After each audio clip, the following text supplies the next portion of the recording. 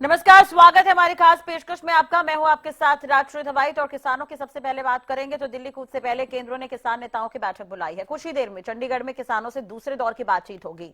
बैठक में केंद्रीय मंत्री अर्जुन मुंडा, पीयूष गोयल मौजूद रहेंगे। केंद्रीय मंत्री नित्यानंद रॉय भी इस बैठक में शामिल होंगे। बैठक के दौरान किसान संगठन अपनी मांगों को रखते हुए नजर आएंगे।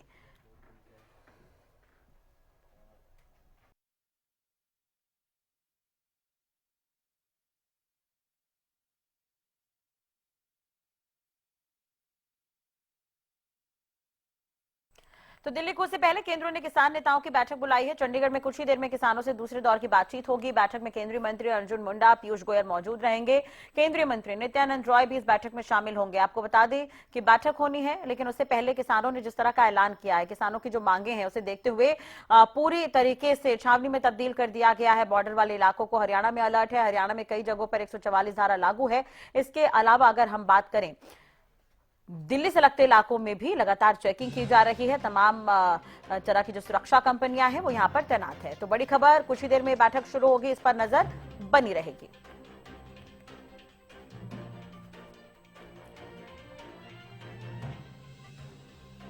तो दिल्ली कूच से पहले केंद्रों ने किसान नेताओं की बैठक बुलाई है और चंडीगढ़ में कुछ ही देर में किसानों से दूसरे दौर की बातचीत होगी। चलिए, अब कुछ तस्वीरें भी आपको दिखाएंगे अलग अलग जगहों पर किस तरह से सुरक्षा व्यवस्था है। लेकिन उससे पहले आपको बता दें कि बैठक होगी, कुछ ही देर में ये बैठक शुरू होगी, तो इस पर नजर बनी रहेगी।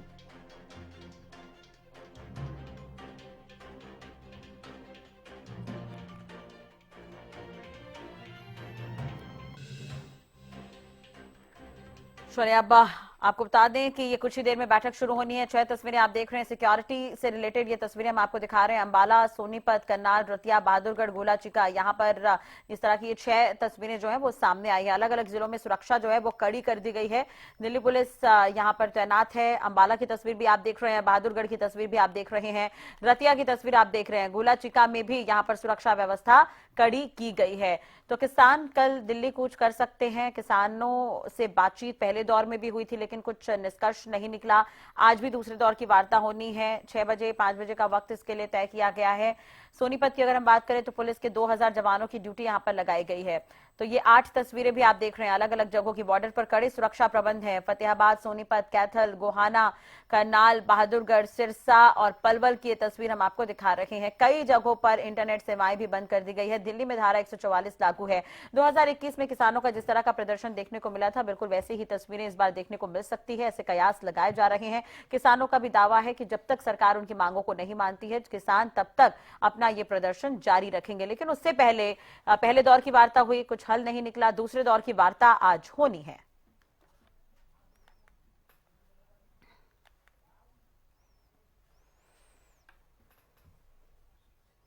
तो किसानों के दिल्ली कूच से पहले पुलिस अलर्ट मोड पर है। राजधानी दिल्ली में धारा 144 लागू कर दी गई है। गाजीपुर, टिकरी और सिंघू बॉर्डर पर भी बैरिकेडिंग की गई है। हरियाणा के भी कई जिलों में धारा 144 लागू है। सुरक्षा कड़ी है। बॉर्डर पर आरएएफ, बीएसएफ, सीआरपीएफ की कई कंपनियां तैनात है। कई जिलों में 13 फरवरी तक इंटरनेट सेवा भी बंद है। किसानों ने 13 फरवरी को दिल्ली कूच का ऐलान किया है।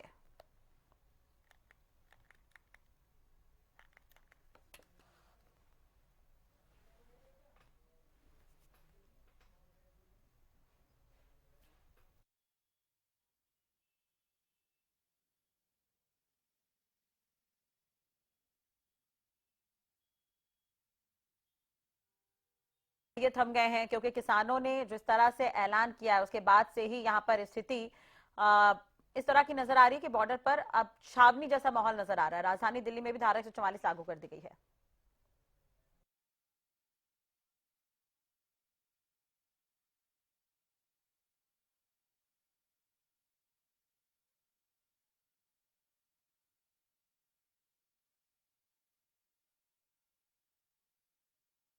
गाजीपुर बॉर्डर की ये तस्वीर आप देख रहे हैं। गाजीपुर, टिकरी और सिंघू बॉर्डर की ये 3 तस्वीरें हम आपको दिखा रहे हैं, जहां पर सुरक्षा व्यवस्था जो है वो कड़ी की गई, छावनी में तैनात किया गया है। और 3 तस्वीरें हैं आपके टीवी स्क्रीन पर।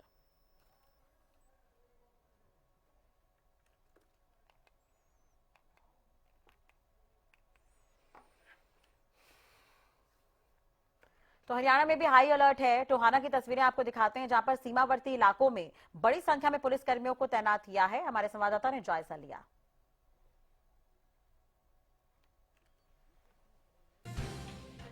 पर ये जो रोड है ये चंडीगढ़ की तरफ निकल जाता है, और अगर आप उस तरफ जाएंगे तो उस तरफ ये रास्ता चंडीगढ़ की तरफ जाएगा, और उस तरफ से पंजाब भी जो है टोहाना से अटैच होता है, यानी ये सीमावर्ती जगह है। और आप देख रहे हैं कि यहाँ पर इस रास्ते को प्रशासन के द्वारा ब्लॉक कर दिया गया है, और यहाँ पर जो कील हैं वो भी लगाई जा रही हैं।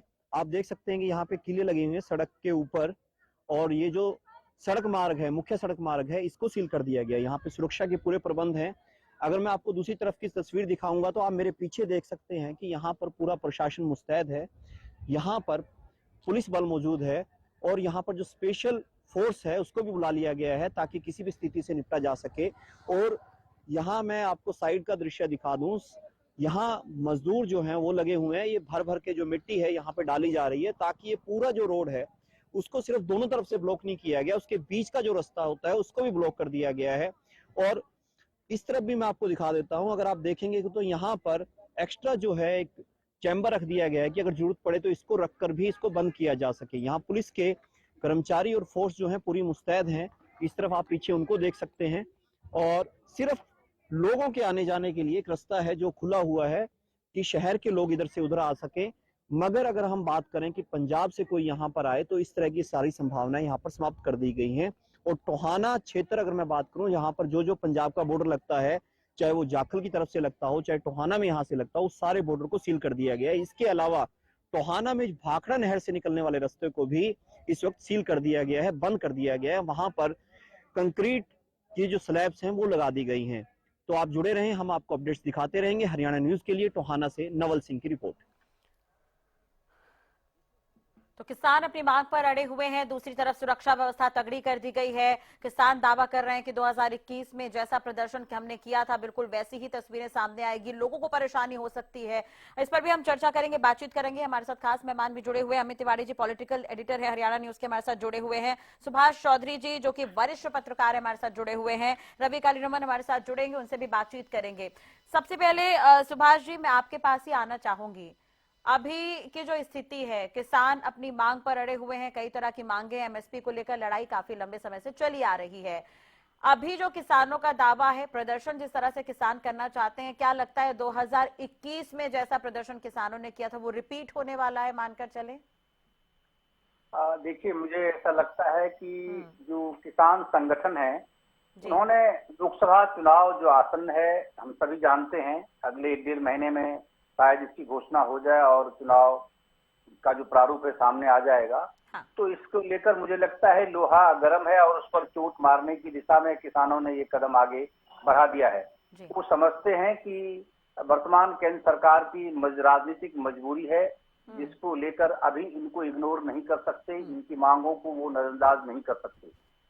तो ऐसे में जो राजनीतिक संवेदनशीलता वो समझ रहे हैं किसान संगठन के लोग, जिन्होंने जो पैरोकार इन आंदोलन के हैं और जिन्होंने इसको कैटलाइज किया है, जिन्होंने इस स्थिति को प्रोवोक करने की कोशिश की है।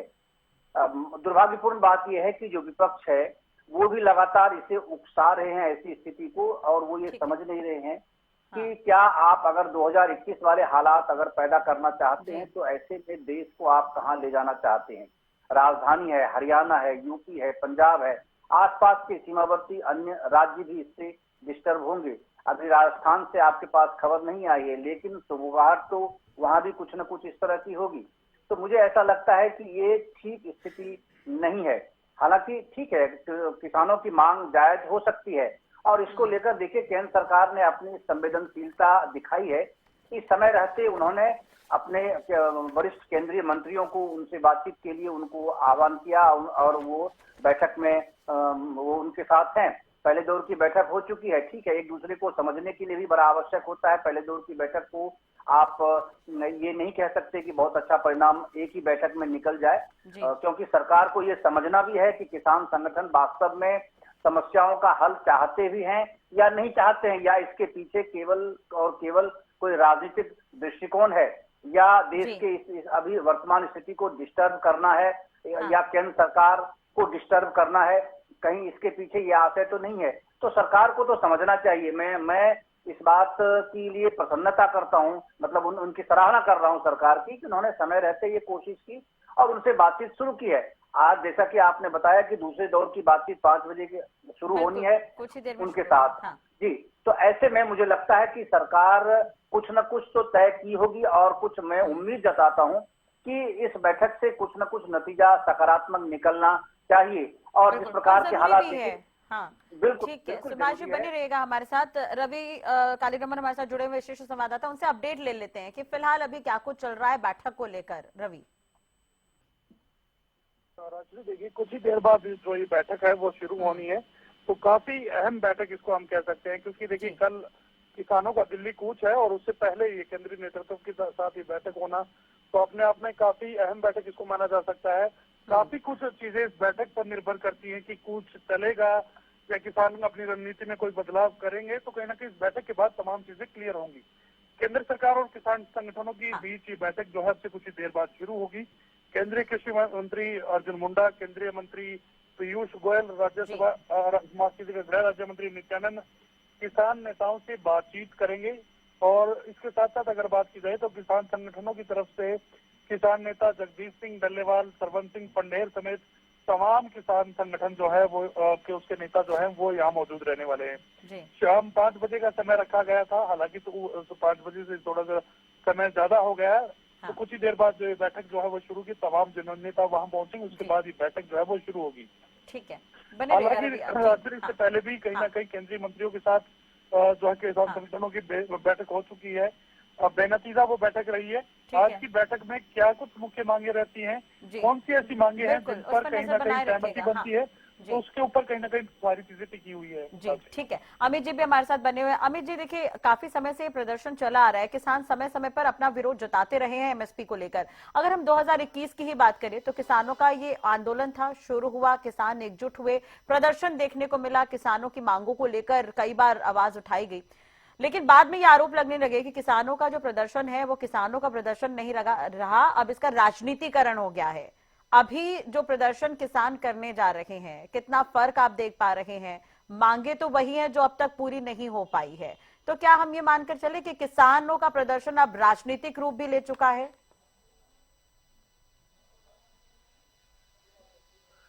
देखिए राष्ट्रीय, सबसे अहम बात है कि मांगे कौन कौन सी है और क्या वो मांगे पूरी करने में सरकार सक्षम है, और वो तत्काल क्या मांग पूरी की जा सकती है। जैसा कि आपने कहा कि एमएसपी की एक बड़ी मांग रही है कि सभी फसलों के लिए, और एक मुख्य मुद्दा, आज पहला मुद्दा यही है कि जो सभी फसलें हैं वो एमएसपी पर उनकी खरीद की जाए।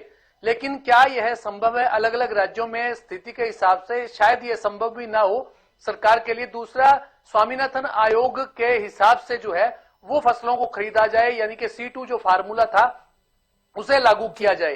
तो सरकार की कोशिश थी लगातार, पहले भी अगर बात की जाए तो केंद्र सरकार के साथ साथ राज्यों की सरकारों ने भी, जहां जहां भारतीय जनता पार्टी की शासित सरकार है, वहां उन्होंने कहा था कि जो फसलें हैं वो किसानों को की आय जो है वो बढ़ोतरी के लिए प्रयास किए जा रहे हैं, और उसके लिए सकारात्मक प्रयास किए गए। देखिए, मैं आज की बात करता हूं राष्ट्रीय, जो पहले आंदोलन हुआ उसमें 3 कृषि कानून जो महत्वपूर्ण थे, जिनके लिए आंदोलन चला, पक्का मोर्चा लगाया गया, वो कानून वापस ले लिए गए। लेकिन अब उन्हीं कानूनों से उस आंदोलन के दौरान जो चीज उठी थी, जिसमें किसान जो मारे गए थे, ऐसा कहा जा रहा है कि उनको मुआवजा दिया जाए, उनके परिवारजनों को सरकारी नौकरी दी जाए, वो मांग भी जुड़ गई है। तो ऐसे में मांगे जो है वो जुड़ती रहती है। लखीमपुर खीरी जो कांड हुआ, उसके दोषियों को सजा दी जाए, इस तरह की कई बातें उसमें जुड़ती जाती है। चाहे विद्युत संशोधन बिल है, उसको रद्द करने की मांग है, 2020 का यह बिल है। तो ऐसे में कई मांगे जुड़ी है। अब देखने वाली बात है कि सरकार क्या कर रही है। सरकार इस समय 3 मोर्चों पर काम कर रही है। मैं जो हरियाणा के गृह मंत्री हैं अनिल विज, उनकी भी सुन रहा था। उन्होंने कहा कि पहला मोर्चा यही है कि जो उनसे बातचीत के जरिए जो है उनको समझाया जाए और आश्वस्त किया जाए उनकी मांगों को लेकर, और बातचीत का एक दौर चला है, और दूसरी दौर की बातचीत जो है आज होनी है, जिसमें 3 वरिष्ठतम जो मंत्री जिन्हें कहा जाएगा सरकार के, एक तरह से पीयूष गोयल संकट मोचक माने जाते हैं, वो कहीं भी पहुंच जाते हैं वार्ता के लिए, और संवाद के जरिए विवादों का समाधान करने की कोशिश पीयूष गोयल करते हैं। दूसरे, इसमें आदिवासियों की से संबंधित जमीन की अधिग्रहण संबंधी एक मांग भी किसानों की ओर उठाई जा रही है, तो उसको लेकर संभवतः अर्जुन मुंडा की ड्यूटी भी लगाई गई होगी। वे भी सीनियर है काफी भारतीय जनता पार्टी में भी और मंत्री परिषद के हिसाब से भी, और तीसरे नित्यानंद रॉय भी है। तो ऐसे में महत्वपूर्ण मंत्री हैं तीनों ही और बातचीत के लिए आगे बढ़ रहे हैं। देखिए क्या कुछ निकल कर आता है। लेकिन जैसा मैंने सरकार के 3 मोर्चों पर काम करने की बात कराई, पहली बातचीत के जरिए समाधान, दूसरा जो कूच का आह्वान है उसे किसी प्रकार से टाला जाए ताकि वो हरियाणा में से न निकले और हरियाणा की जो शांति व्यवस्था है, कानून व्यवस्था, वो भंग ना हो। इसके लिए सरकार ये इन प्रकारेण जुटी हुई है। जो तमाम जो रास्ते हैं पंजाब से यहाँ आएंगे किसान, उनको रोकने के लिए सरकार कोशिश भी कर रही है। हालांकि विपक्ष का यही आरोप है कि सरकार उन्हें रोक क्यों रही है और इतना खर्चा क्यों कर रही है। कंक्रीट के जो बॉर्डर बनाए जा रहे हैं, दीवारें खड़ी की जा रही है, कीलें बिछाई जा रही है, तो ऐसा नहीं करना चाहिए। तीसरा जो है वो कानून व्यवस्था बनाए रखने के लिए ही 7 जिलों में देखिए इंटरनेट को बंद किया गया। उसमें 13 फरवरी की रात 12 बजे तक इंटरनेट बंद रहेगा। और दूसरा टिकरी बॉर्डर है, शंभू बॉर्डर है और तमाम दूसरे बॉर्डर है, वहां पर जो है वहां भी पहरा तगड़ा किया गया है, अर्धसैनिक बलों की तैनाती की गई है। हाँ। तो सरकार को 3 मोर्चों पर काम करना है। कौन सा मोर्चा सरकार का पहला जो मोर्चा है, अगर वो सफल हो जाता है, बातचीत का जरिया जो है वो सकारात्मक बातचीत एक मंच पर कोशिश की जा रही है, अगर वो हो जाती है, जैसा वरिष्ठ पत्रकार सुभाष चौधरी जी मौजूद है, उन्होंने कहा कि लोकसभा चुनाव है, तो ऐसे में मेरा मानना है कि चाहे कोई चक्का जाम करता है, कोई संगठन है, कोई कर्मचारी संगठन है, कोई दूसरे संगठन है, किसान संगठन है, वे सभी चाहते हैं कि जब चुनाव आए उस समय सत्तारूढ़ जो दल है उस पर दबाव बनाया जाए ताकि अपनी मांगे जो है वो मनवा ली जाए। लेकिन ऐसी सभी मांगे जो है वो मानना शायद संभव न हो, इसलिए बातचीत के जरिए ही इस समस्या का समाधान हो सकता है। जी राष्ट्रीय। चलिए सुभाष जी से बात कर ले। सुभाष जी, एक तरह से देखिए मुख्यमंत्री ने कल कहा था अपने बयान में कि किसान प्रदर्शन कर रहे हैं, किसान दिल्ली जाना चाहते हैं, ट्रेन के माध्यम से चले जाएं, लेकिन बस के माध्यम से चले जाएं, लेकिन वो ट्रैक्टर के जरिए जाना चाहते हैं। तो किसान जो प्रदर्शन कर रहे हैं, प्रदर्शन करने का जो तरीका है उसे लेकर क्या कहेंगे? हाँ देखिए रायसी जी, मैं इस बात को बहुत बार बार रिपीट करता हूँ कई बार कि डॉक्टर अंबेडकर ने ये बातें कही हैं कि जब संवैधानिक तरीके हों तो फिर असंवैधानिक क्यों। हाँ। मैं ये बिल्कुल बहुत सही कहा मनोहर लाल जी ने कि अगर आपके पास पब्लिक ट्रांसपोर्ट है या आपके पास निजी वाहन हो सकते हैं, जो तरीका है जाने का, ठीक है, आप जाइए दिल्ली जाकर, आप जो निर्धारित जगह है जैसे रामलीला ग्राउंड है या फिर जंतर मंतर की जगह है जो सरकार ने निर्धारित की हुई है कि आप वहां जाकर अपना प्रदर्शन कर सकते हैं, आप अपना विरोध जता सकते हैं, आप ज्ञापन दे सकते हैं, सरकार से आप बातचीत कर सकते हैं। वो एक निर्धारित जगह है, उस हिसाब से आपको करना है। और मजे की बात तो ये देखिए कि एक समय था कि वोट क्लब पर इंडिया गेट के आसपास वहां सारे राजनीतिक दल और सामाजिक संगठन उस जगह प्रदर्शन किया करते थे। ये कांग्रेस का ही जमाना था। हाँ। मैं याद करता हूँ नरसिम्हा राव के जमाने में जब राजेश पायलट, स्वर्गीय राजेश पायलट गृह राज्य मंत्री हुआ करते थे, तो उस समय ही इस प्रकार के प्रदर्शन पर रोक लगा दी गई। आप दिल्ली, नई दिल्ली क्षेत्र में आकर इस प्रकार का कोई प्रदर्शन आप नहीं कर सकते। ये कांग्रेस का निर्णय था, मैं एकदम स्पष्ट आपको करूं। उस वक्त इसको लेकर बड़ा हाय तौबा मचा था। लेकिन मैं ये कहना चाहता हूं कि आप संवैधानिक तरीका क्यों नहीं अपनाते हैं? क्या आप अपने देश में इस प्रकार की एनआरकी स्वयं एक नागरिक जो कहता है, मैं भी किसान का बेटा हूं, मैं भी किसान परिवार से हूं, मैं समझता हूं किसानों की समस्याओं को, तो मैं ये कहना चाहता हूं कि अगर मैं, ठीक है, मेरा योगदान है, मेरे किसान पिता जो भी लोग हैं उनका बड़ा योगदान है देश में, लेकिन क्या उस योगदान को आप इस प्रकार से असंवैधानिक तरीके अपनाकर और अराजकता की स्थिति अपनाकर कानून व्यवस्था के लिए एक चुनौतीपूर्ण स्थिति पैदा करके आप इस तरह से क्या हासिल करना चाहते हैं? इसलिए तो आप नुकसान पहुंचा रहे हैं। जैसे अभी आपने रिपोर्ट में बताया, जैसे आपके संवाददाता ने बताया कि लगभग ये तीनों ही बॉर्डर पर हजारों लाखों की संख्या में भीड़ जमा हो चुकी है और जाम लग चुका है। अब आप ये बताइए इससे आर्थिक नुकसान कितना बड़ा है सामान्य व्यक्ति का? जो व्यक्ति आना और जाना चाह रहा है, दिल्ली के आसपास जितने आवाजाही की जो रास्ते हैं, अगर वो डिस्टर्ब है, आपने सबसे ज्यादा नुकसान उस बार अगर किसी को पहुंचाया इस जाम की स्थिति में, वो इंडस्ट्री।